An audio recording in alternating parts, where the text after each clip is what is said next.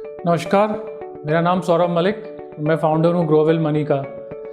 अब mister market जैसे हम बोलते हैं स्टॉक मार्केट को, तो इसको प्रेडिक्ट करने के कई तरीके होते हैं। और आप क्या स्मेल कर रहे हैं मार्केट में, वो जानना ज़रूरी है कि आप क्या सोच रहे हैं, क्या स्मेल कर रहे हैं, क्या आप स्मेल कर पा रहे हैं कि मार्केट में क्या चल रहा है। तो मैं आज आपको बताऊँगा कि मार्केट में एलियट वेव थ्योरी के हिसाब से क्या प्रेडिक्शन है हमारी ग्रोवेल मनी की और मेरी, और आप कैसे इसका कुछ बेनिफिट उठा सकते हैं इस प्रेडिक्शन को फॉलो करके, या इस प्रेडिक्शन को आप देख के कुछ हद तक आपको समझ में आने की मैं कोशिश करूँगा। कुछ हद तक आपको समझ में आए कि एलियट वेव क्या है। मैं कुछ एक बेसिक पकड़ूंगा एलियट वेव का।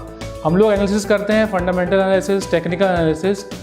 ये आपने सुना ही होगा, फंडामेंटल एनालिसिस, टेक्निकल एनालिसिस। पर एलियट वेव भी एक सिस्टम है मार्केट को प्रेडिक्ट करने का, और एलियट वेव पे बहुत कम लोग बात करते हैं। तो आज हम एलियट वेव के बारे में बात करेंगे।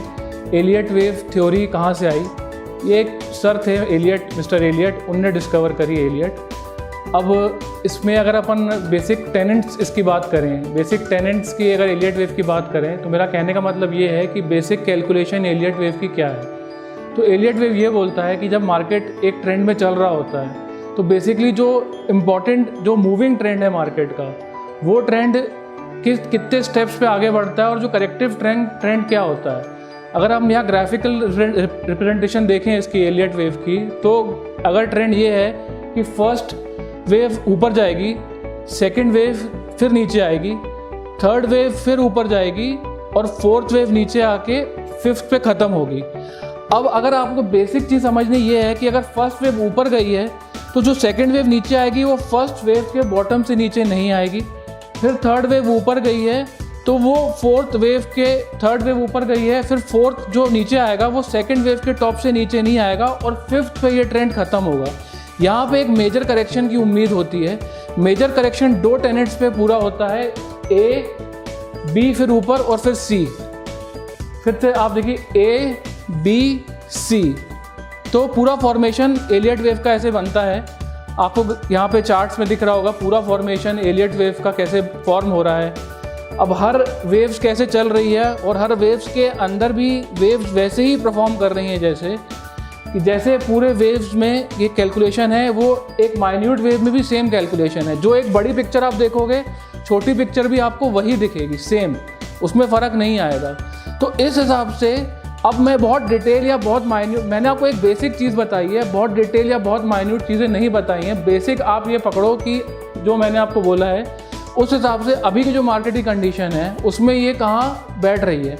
अगर हम मार्केट का लॉन्ग टर्म चार्ट देखें, तो अगर आप मार्केट का लॉन्ग टर्म चार्ट अभी देखेंगे आप, तो उसमें आप देखेंगे कि कैसे करेक्शंस मार्केट में आ रहे हैं। तो उस हिसाब से जो हमारी काउंटिंग चल रही है, तो हम ये प्रेडिक्ट कर रहे हैं कि यहाँ पे जो वेव, जो अभी करेक्शन आया मार्केट में ड्यूरिंग लॉकडाउन, तो जो मार्केट निफ्टी नीचे गया 7,500 तक, अब रिकवरी चल रही है। ये अभी निफ्टी 11,000, 250, 200 के आसपास निफ्टी ट्रेड हो रहा है जब मैं बात कर रहा हूँ, जब मैं वीडियो शूट कर रहा हूँ उस समय। अब अगर जो मुझे लग रहा है कि जो करेक्शन जो यहाँ पे आने की, मार्केट अभी काफ़ी रिस्की है, यहाँ पे नए ट्रेड्स ना लेने की मेरी सलाह है आपको, नया इन्वेस्टमेंट कम करने की सलाह है। यहाँ से फिर से करेक्शन एक्सपेक्टेड है एलियट वेव के हिसाब से। तो बेसिक अब ये है कि 11,650 का आपको लेवल ध्यान रखना है। जो करेक्शन अब यहाँ पे अगर आप फिर से चार्ट देखेंगे, तो जो यहाँ पे फिर से चार्ट बना है, तो जो टॉप बना था निफ्टी का वो नीचे आया 11,000, जब पहला ये सेकंड पॉइंट बना है, ये लगभग 11,600 के आसपास है। उसके बाद फिर मार्केट एकदम से क्रैश हुआ है, जो लॉकडाउन के टाइम मार्केट क्रैश हुआ है। अब आपको जब मार्केट रिकवर हुआ है, तो ये जो अब हम इसको रिवर्स में हम ये सेकेंड वेव मान रहे हैं, तो आपको ये पॉइंट ध्यान रखना है 11,650 का। आपके काम की चीज़ ये है कि 11,650 का लेवल ध्यान रखना है। 11,650 के नीचे अगर मार्केट ऊपर जाता है, तो हमारा वेव काउंट यहाँ पे चेंज हो जाएगा। हम फिर नया अपडेट आपको देंगे कि वेव काउंट क्या है, वेव काउंट यहाँ पे चेंज होगा। बट फिलहाल ये ध्यान के रखिए 11,650 के ऊपर बाजार इस वेव काउंट के साथ ऊपर नहीं जाना चाहिए। और अगर आपको कोई निफ्टी शॉर्ट भी पोजीशन क्रिएट करनी है, तो 11,500 के ऊपर आसपास अगर आपको निफ्टी शॉर्ट करने का मौका मिलता है तो शॉर्ट करिए। स्टॉप लॉस रखिए 11,650 का।